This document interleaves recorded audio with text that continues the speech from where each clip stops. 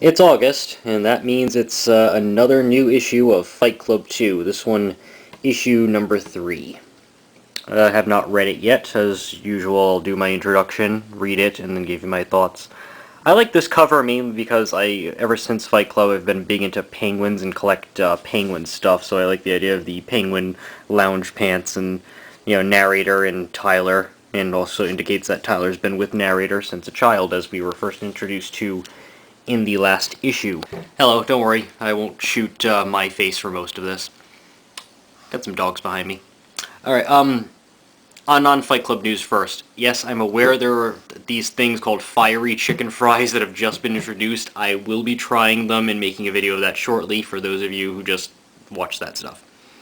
Anyway, so, in the last issue of Fight Club 2, Tyler and Project Mayhem have kidnapped narrator and Marla's child, and narrator allowed Marla to hit him so that he can try to infiltrate a Project Mayhem house at Tyler's old haunt of the Paper Street house.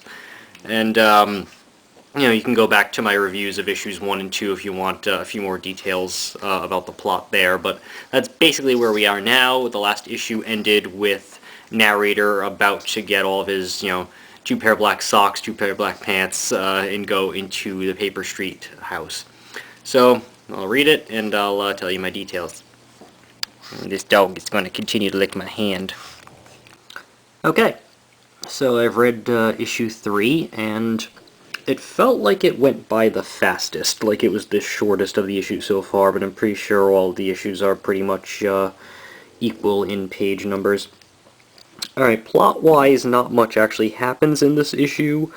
Narrator shows up at the porch of Project Mayhem, and he has to wait his 3 days. And he talks with some of the other members. He kind of falls asleep, but not really, and has a little talk with Tyler.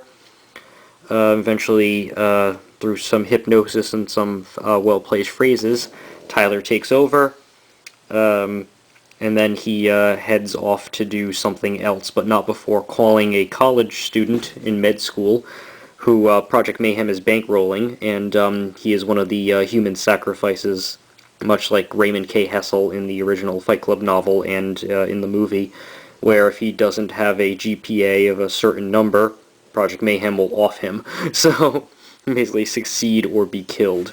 And it makes it clear that that arrangement was by the student's choice, that they needed that extra push. And most of this issue is really about the aimlessness that young men feel. Narrator gets to talk to some of the people waiting on the porch to join Project Mayhem. Some are like, I have money, I'm looking for something more, I'm looking for something inside myself, I've done drugs, I've read books, I've gotten an education, but nothing has seemed to sort of self-actualize these people. Nothing has made them happy or made them fulfilled. None of them seem to realize that none of them have a girlfriend. Perhaps they just, much like a narrator, just really needed the love of Marla. Perhaps, I'm not quite sure if Palahniuk's answer to the young aimless men is to find a good girl, because it also says, get married is not the thing, and Sebastian's not exactly happy in his life now that he is married and has a kid. So, still not quite sure what Palahniuk's true solution is for the aimless young men. Perhaps he has no solution, and he's just articulating this desire that young men have. There's some more biblical references in this one. There's a flashback to narrator pulling a Bible out of his son's hand and saying that he's too young for it, not until you're 18, which I found quite funny. I enjoy that. The Bible's a pretty horrible book overall. There's also a reference to Moses that Tyler starts a story and narrator cuts him off. I kind of wanted to see where Tyler was going with it, but he said that Moses had to keep them wandering in the desert so that the first generation would die off, because that first generation was slaves and you couldn't teach slaves to be free men. So I assume that is that has to have some sort of similarity to what Tyler's doing with the men of Project Mayhem. They've been slaves to consumerism or capitalism or the cultural zeitgeist they're born in, and they need to be sacrificed before the next generation can inherit the new world. I think that's probably where they're going with it.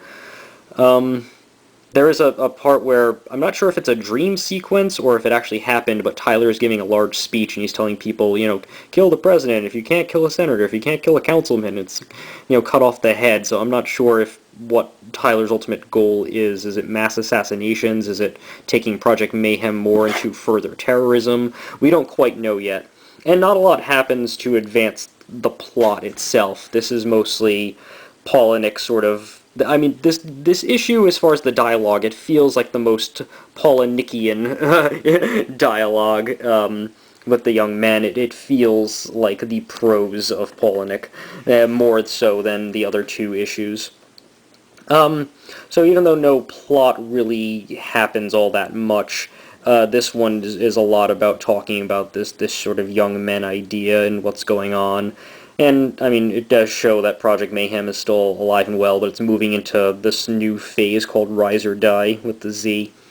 And, yeah, the big thing is one of the space monkeys, Project Mayhem, answers the phone, and he's talking to Mr. Palahniuk, and it has been reported that, metafictionally, Palahniuk is going to be a character in issue 4.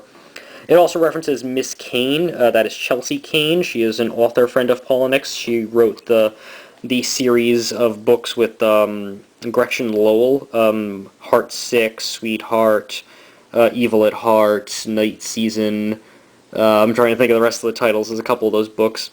And they're pretty good. If you like detective mystery books, then they're certainly a much better than like James Patterson's pieces of crap, and they've got some good characters in them. I like them. So I guess both Palahniuk and Chelsea Kane are going to be characters in the comic book. So I'm not sure how that's going to work. Because obviously the book Fight Club doesn't exist in this universe, but perhaps Tyler's been working with Chuck to spread his message. I'm not sure. So, yeah, that's about my thoughts on issue 3. Issue 4 will be out in late August. I'll probably review it late August or early September.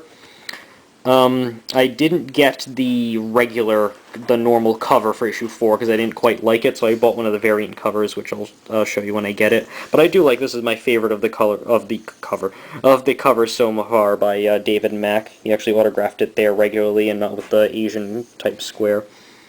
So yeah, we'll see where else it goes. Marla makes no appearance in this issue.